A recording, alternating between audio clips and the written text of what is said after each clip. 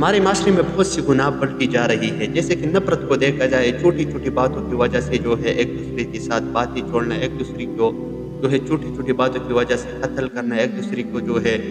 رشتہ دار منقطع کرنا، چھوٹی چھوٹی باتوں کی وجہ سے بیوی کو طلاق دینا، میوزک سننا، جیسے گانے سننا۔ ہمارے معاشرے میں ایک گندگی ہے نہیں کہ ایک شخص اس پر انگلی اٹھائے، جیسے ٹک ٹاکر کو دیکھا جائے، جو ہے یہ شوبز والے جتنی بھی لوگ ہیں،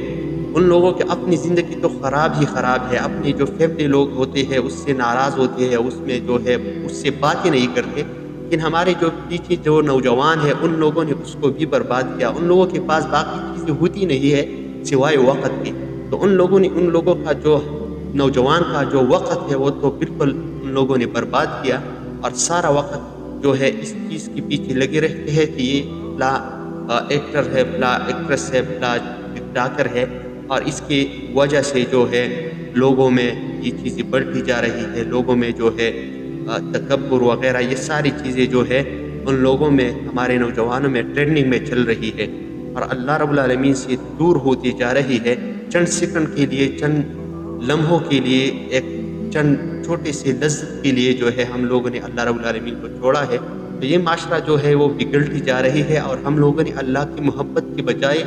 اللہ کی محبت کے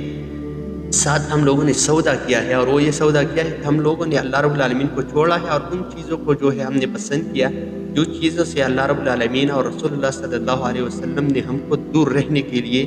تلقین دی ہے، اور ہم لوگوں پر ان چیزوں کو حرام کی ہے۔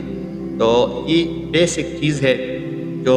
آج کل میڈیا ہے اس کا غلط استعمال جو ہے ہمارے نوجوانوں کی بربادی کے سببوں میں سے ایک سبب